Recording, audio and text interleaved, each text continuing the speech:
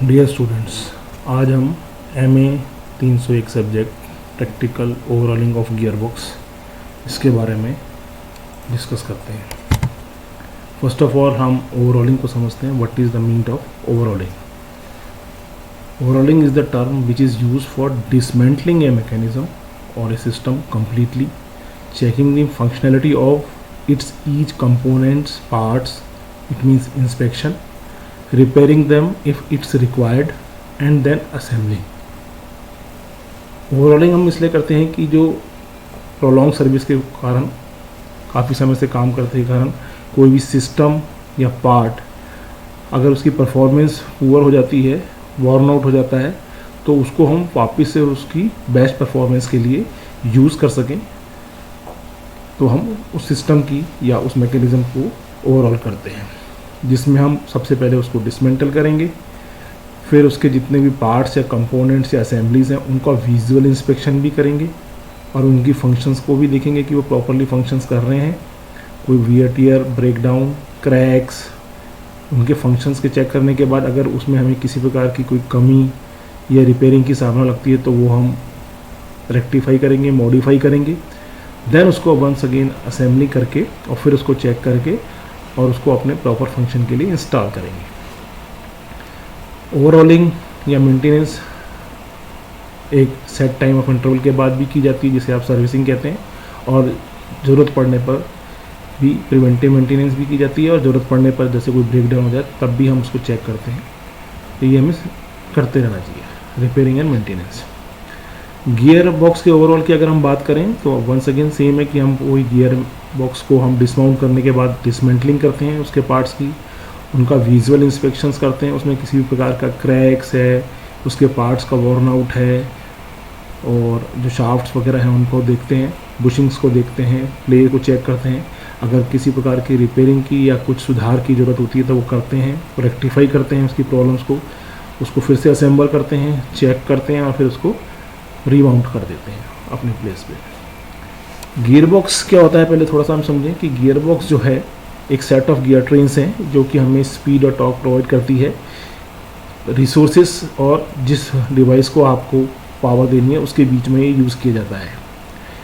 Gear box जो है generally automobile vehicle में जो है क्रैंकशाफ्ट से फाइनल क्लच के द्वारा, फ्लाईव्हील के द्वारा आप फाइनल ड्राइव के बीच में जोड़ते हैं। ये सेट ऑफ गियर्स होता है जो कि वेयरिंग लोड कंडीशंस या रोड कंडीशंस के हिसाब से जो ड्राइविंग टॉर्क है उसको आप इंक्रीज या डिक्रीज कर सकते हैं according to wheel of driver और according to condition of load. हम गियर बॉक्स में सेट ऑफ गियर सकते हैं जिनके आपस में इंगेज करने से या डिसंगेज करने से हमें वेरियस स्पीड्स, टॉर्क्स अवेलेबल हो जाते हैं। द आउटपुट जो गियर बॉक्स की होती है वो आपकी ड्राइव शाफ्ट के थ्रू फाइनल ड्राइव हो जाती है, जहाँ से हम व्हील्स को ड्राइव प्रोवाइड कर देते हैं। तो ये इन जनरल देखा जाए तो इंजन और फाइनल ड्राइव के बीच की कड़ी है, जिससे कि आप वेरियस टाइप्स ऑफ स्पीड्स और टॉर्क प्राप्त कर सकते हैं। जनरल स्टेप्स डिस्कस करते हैं हम किसी भी गियर बॉक्स को ओवरऑलिंग करने के लिए। सबसे पहले तो हम उसको डिसमाउंट करेंगे, जहाँ पर भी वो व्हीकल में लगा है वहाँ से डिसमाउंट करने के बाद उसकी डिसमेंटलिंग करेंगे और पार्ट्स का इंस्पेक्शन करेंगे। फर्स्ट ऑफ ऑल हम विजुअल इंस्पेक्शन करेंगे, जस्ट उसकी फिजिकल अपीयरेंस, या उसको देखने से हमें अगर उसमें कहीं पे cracks, worn out, wear tear दिखाई देते हैं तो नोट करते जाएंगे, लिस्ट बनाएंगे उसकी, और गियर टीथ वगैरह, बुशिंग वगैरह ये सब हम उसको चेक करेंगे। उनके बीच की एक्सियल क्लीयरेंस को चेक करेंगे, टूथ की एक्सियल क्लीयरेंस को और बैक लैशेस को चेक करेंगे, टूथ की बीच की क्लीयरेंस को नापेंगे, उनको चेक करेंगे। अगर वो एज़ पर स्पेसिफिकेशंस नहीं है तो उसको हमें करेक्ट करना है, करेक्ट करते हैं। Dimensional measurements of various parts उसको भी चेक करेंगे हम, शाफ्ट्स के बीच का डिस्टेंस और गियर्स की जो माउंटिंग है उसमें कितना प्ले है उसको चेक करते हैं, डायमेंशंस को नापते हैं। ऑयल को सैंपल, ऑयल जो उसमें गियर बॉक्स में उसकी सैंपलिंग करते हैं, चेक करते हैं, अगर सही नहीं है, कॉन्टिमिनेटेड हो चुका है तो उसको भी हम चेंज करेंगे। ओवरऑल हम उसकी पूरी ओवरऑलिंग करेंगे। जब हमारा इंस्पेक्शन हो जाएगा और हम एक लिस्ट तैयार कर लेंगे, एक रिपोर्ट तैयार कर लेंगे, तो उसमें से जो भी चीज़ें रिपेयर करने की हैं उसको हम जो भी अथॉरिटी है उससे अप्रूवल लेंगे कि उसको सही किया जाए, रिपेयर किया जाए या रिप्लेस किया जाए, और उसके बाद हम ओवरऑल वर्क स्टार्ट करेंगे। ओवरऑल जो वर्क है उसमें मेनली क्लीनिंग की जाती है सभी पार्ट्स की, जिससे कि अगर कोई चीज़ विजुअल इंस्पेक्शन में छूट जाए तो क्लीनिंग के बाद भी उसको हम देख सकते हैं। पार्ट्स अगर किसी प्रकार की मशीनिंग चाहते हैं, हैंड प्ले बढ़ गया है, क्लियरेंस बढ़ गया है, बुश कट गए हैं वगैरह, बेयरिंग हाउसिंग वगैरह, तो उनकी मशीनिंग की ज़रूरत पड़ती है तो वो भी हम करते हैं। पार्ट्स की बैलेंसिंग, जो भी पार्ट्स रोटेट कर रहे हैं उनकी मैकेनिकल बैलेंसिंग को भी हम चेक करेंगे, स्टैटिक और डायनामिक्स प्रकार की, जिससे कि वो बाद में फर्दर कोई प्रॉब्लम क्रिएट नहीं करें। असेंबली करने के बाद भी हम उसकी फाइनल टेस्टिंग करते हैं, नॉइज़ की भी, वाइब्रेशंस की भी, प्रॉपर स्पीड और टॉर्क रिक्वायरमेंट्स की भी, जिससे कि जब उसको हम वापस से माउंट कर दें तो वो प्रॉपरली फंक्शन करें। ऐसा नहीं हो कि ये कोई काम छूट जाए और हम उसको माउंट करने के बाद वापस से जब वो प्रॉब्लम करे तो उसको डिसमाउंट करके वापस से काम करना पड़े। इससे हमारी मेहनत बढ़ जाएगी और समय भी व्यतीत होगा। तो ये स्टेप्स हैं डिसमेंटलिंग करने के बाद गियर बॉक्स को चेक करके उसको ओवरऑल करके उसको वापस से रीमाउंट करना। गियर बॉक्स कितने प्रकार के होते हैं इसके बारे में जानना जरूरी है। According to transmission, manual transmission, semi automatic transmission, automatic transmission, आजकल ऑटोमेटिक ट्रांसमिशंस आ रहे हैं। मैनुअल ट्रांसमिशन में पहले हमारे स्लाइडिंग मैश गियर बॉक्स हुआ करते थे, कांस्टेंट मैश गियर बॉक्स होता था और सिंक्रो मैश गियर बॉक्स होता था।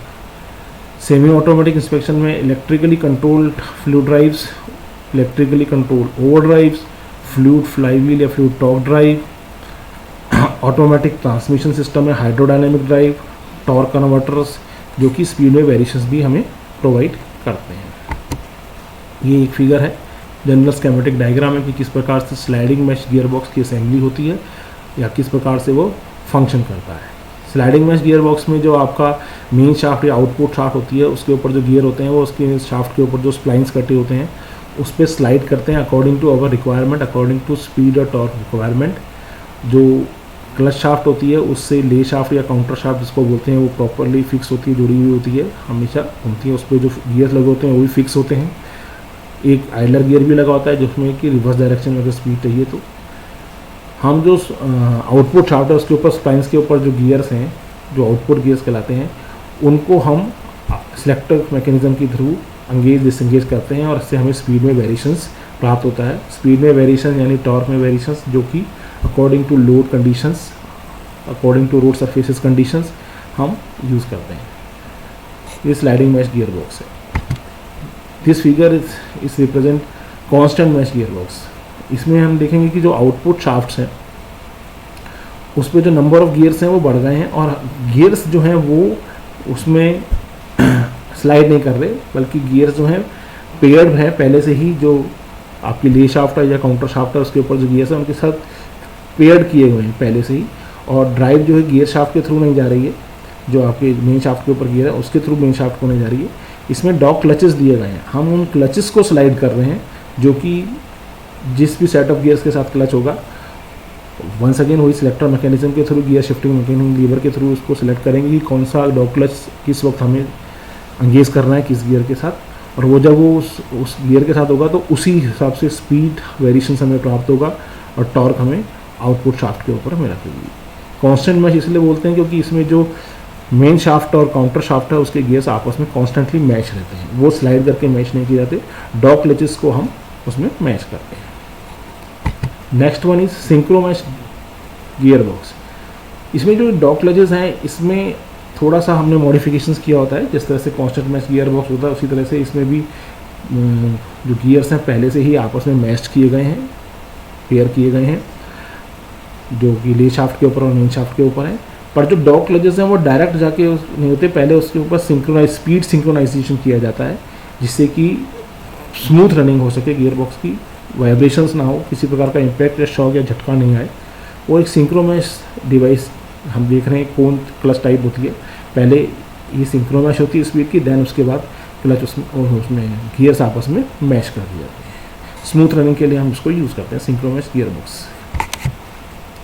ये जो फिगर्स हैं ये रिप्रेजेंट कर रहे हैं फ्लूइड टॉर्क ड्राइव, जो कि सेमी ऑटोमेटिक ड्राइव है एक तरह की। इसमें आप देख रहे हैं कि एक ड्राइवन रोटर है, क्रैंकशाफ्ट से जो ड्राइविंग मेंबर और ड्रिवन मेंबर होता है जिसके बीच में कि फ्लूइड जो है सर्कुलेट करता है। थ्रू फ्लूइड हम जो हमारी पावर है या स्पीड है ट्रांसमिशन आउटपुट शाफ्ट को की जा रही है। टॉर्क कन्वर्टर डिवाइस ये ऑटोमेटिक है, अकॉर्डिंग टू लोड इसमें स्पीड वेरिएशंस भी होता है, टोटली स्पीड वेरिएशंस होता है इसमें। और इसमें 3 मेंबर एक स्टेटर मेंबर हम और इंट्रोड्यूस कर देते हैं। कंस्ट्रक्शन काफ़ी कुछ एक जैसा है, लेकिन मेंबर्स देखे जाए तो उसमें फ्लू टॉर्क ड्राइव में 2 मेंबर्स हैं, आपके ड्राइविंग मेंबर एक तो है और एक ड्रिवन रोटर है। जबकि इसमें देखा जाए तो इम्पेलर, स्टेटर और आपकी टरबाइन पार्ट बोल देते हैं उसको, जिसकी वजह से उसमें हम स्पीड वेरिएशंस भी प्राप्त कर सकते हैं।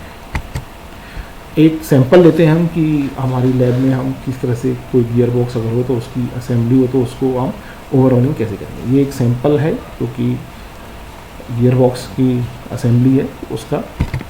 इसको हम सबसे पहले डिसमाउंट करेंगे, जहाँ भी ये जिस जगह भी है वहाँ से डिसमाउंट करने के बाद इसको हम डिसमेंटल करेंगे। तो गियर बॉक्स को अगर आप वो सबसे पहले वर्किंग स्टैंड के ऊपर रखना पड़ेगा और फिर टॉप कवर से सिलेक्टर असेंबली को हटा देना पड़ेगा।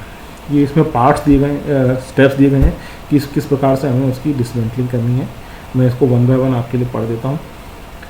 हम जो मेन शाफ्ट है इंगेज की गई है, उसका जो मेन जो लेज शाफ्ट है आपकी मेन शाफ्ट, उसको हम प्रॉपर्ली इंगेज कर देंगे किसी 2 गियर को शिफ्ट करके, जिससे कि वो लॉक हो जाए, एक बार को वो नहीं हिले। और उसके बाद हम उसकी लॉकिंग पिन्स हटाएंगे, फ्लैंज किट को हटा देंगे और पुलर की मदद से हम ड्राइविंग फ्लैंज को बाहर खींच लेंगे, क्योंकि सब एक तरह से फोर्स फिट होती हैं उस पर कसने के बाद, तो उनको पुलर्स की मदद से आपको बाहर खींचना पड़ेगा। गियर बॉक्स जो है आपका रियर पार्ट, रियर साइड में उधर से भी आपको खोलना पड़ेगा, उसको भी साइड कवर हटा देना पड़ेगा। आपका स्पीडोमीटर के जो भी उसके कनेक्शंस हैं वो हटाने पड़ेंगे, आपको स्क्रू हटाने पड़ेंगे। आपके ले शाफ्ट का कवर भी आपको हटाना पड़ेगा, ड्राइव शाफ्ट आपको उसकी हटानी पड़ेगी। मेन शाफ्ट जो है उसके एंड नट्स, पायलट बियरिंग्स ये सब हटाने पड़ेंगे, बियरिंग्स हटानी पड़ेंगी, गियर केसिंग्स को खोलना पड़ेगा, उसको आपको बुशेस को हटाने पड़ेंगे। इस तरह से आप उसके सारे पार्ट, सर्कलिप्स वगैरह, गियर सेट वगैरह सब उसको हटा देंगे। ड्रिफ्ट की मदद से, पुलर की मदद से, स्क्रू ड्राइवर्स की मदद से आप उसको डिसेंबल कर देंगे पूरा। जब आप उसको डिसेंबल कर देंगे सारे पार्ट्स को, तो आप उसका विजुअल इंस्पेक्शन करना है अब आपको। तो आप कंपोनेंट्स को पहले क्लीन कर देंगे, आइदर मे बी केरोसिन सम और पेट्रोल या डीजल, जो भी आपके फ्लूइड है उससे आप उसको साफ़ कर लें, जिससे कि पार्ट्स आपको इजीली विजिबल हो जाए। आप चेक कर लें उनको कि उनमें किसी प्रकार का कोई क्रैक डेवलपमेंट नहीं हो, किसी प्रकार का वियर टियर नहीं हो, कोई पार्ट ब्रोकन नहीं हो गया हो।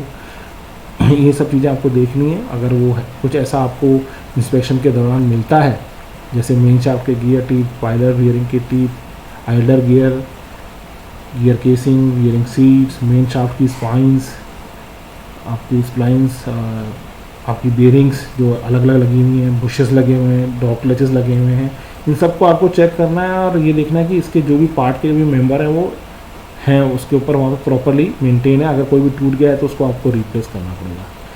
वेरियस क्लियरेंसेस जो आपकी बुशेस के बीच में हैं, गियर्स के बीच में हैं, बैकलैशेस हैं, उनको आपको चेक करना पड़ेगा। अगर वो एंड प्लेट चेंज हो गया है, अगर वो बढ़ गया है, स्पेसिफिक लिमिट से ज़्यादा है उसको आपको, तो उनको आप नापिए, मेज़र कीजिए और फिर उसको रेक्टिफाई कीजिए, उसका सॉल्यूशन मॉडिफाई कीजिए उसको। आफ्टर इंस्पेक्शन अगर आपको किसी प्रकार की रिपेयर और मेंटेनेंस या रिप्लेसमेंट की ज़रूरत है तो उसको रिपेयर कीजिए, मेंटेन कीजिए और रेक्टिफाई करके, रिप्लेस करके उसको हम फिर सारे पार्ट्स को हमको 1 बाय 1 हमने जिस तरह से डिसमेंटलिंग की थी और उसी तरह से हमें उसकी असेंबली करनी है। ऑयल सील्स हमने रिप्लेस करनी है, नहीं लगानी है। वही आपको सारी शाफ्ट्स 1 बाय 1, ले शाफ्ट हो, मेन शाफ्ट हो, क्लच शाफ्ट हो, ये सबको अपनी प्रॉपर अपनी जगह के ऊपर वापस से फिक्स करना है, फिट करना है, गियर्स को उनके ऊपर सेट करना है। और इसके लिए हम मेनेट्स का भी यूज़ करते हैं, क्योंकि हम लकड़ी की जो हथौड़ी है उससे स्ट्राइक करते हैं। अगर लोहे की हथौड़ी से हम स्ट्राइक करके उसको जो पार्ट्स हैं उनको डैमेज नहीं करना चाहते हैं। सारी असेंबली आपने जब उनकी टाइट कर दी है, सारे स्क्रू नट और रियर साइड से और सब टाइट कर दिया, जो कि स्पेसिफाइड टॉर्क पे टाइट होने चाहिए, जो कि ओनर के द्वारा, जो कि मैन्युफैक्चरर के द्वारा आपको स्पेसिफाई किए गए हैं उसके कैटलॉग में। उसी स्पेसिफाइड टॉर्क के ऊपर आपको सब बोल्ट्स आपको टाइट करने हैं। फॉक्स, स्लाइडिंग फॉक्स सबको सेट करना है। सेक्टर असेंबली उसको न्यूट्रल पोजीशन में सेट कर देना है, एक बार को आपको उसमें लगाना है। और उसके बाद हम गियर बॉक्स को चेक करते हैं, उसकी ड्राइविंग को चेक करते हैं और उसमें फिर ऑयल फिल करके उसके बाद हम उसको चेक करते हैं, ताकि हम उसकी प्रॉपर फंक्शनिंग को चेक कर सकें। ये एक एक्सप्लोडेड व्यू है गियर की असेंबली का। जब हम गियर पार्ट खोलते हैं तो किस तरह से गियर के जो पार्ट्स हैं, जो कंपोनेंट्स हैं वो होते हैं। इसमें बियरिंग्स भी आपको दिख रही हैं, फ्लाइंग शाफ्ट्स भी दिख रही हैं, सर्कलप्स भी दिख रहे हैं आपको इसमें, गियर्स भी दिख रहे हैं वेरियस, आपके बुशेस दिख रहे हैं आपको इसमें। ये एक एक्सप्लोडेड व्यू है किसी गियर बॉक्स के गियर की असेंबली का।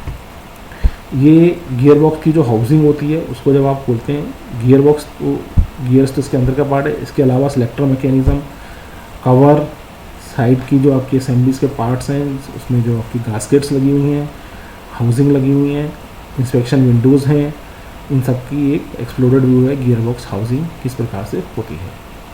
ये एक अनदर व्यू है, एक अनदर गियर बॉक्स का व्यू है कि किस तरह से first gear, second gear, third gear, बीच के बुशेस, बीच के उसमें आपका सिलेक्टर मैकेनिज़्म, आपका स्प्लाइंडेड शाफ्ट्स, ये सब होते हैं जिससे कि आप उसको देख सकें और उनको वन बाय वन चेक कर सकें और उसको रीअसेंबल कर सकें। इस प्रकार हम गियर बॉक्स की डिसमेंटलिंग के बाद पार्ट्स को चेक करके, रिपेयर करके, रेक्टिफाई करके, फिर से असेंबल करके, ऑयल लेवल फिल करके और उसको वापस से माउंट करके यूज़ करते हैं। Thank you.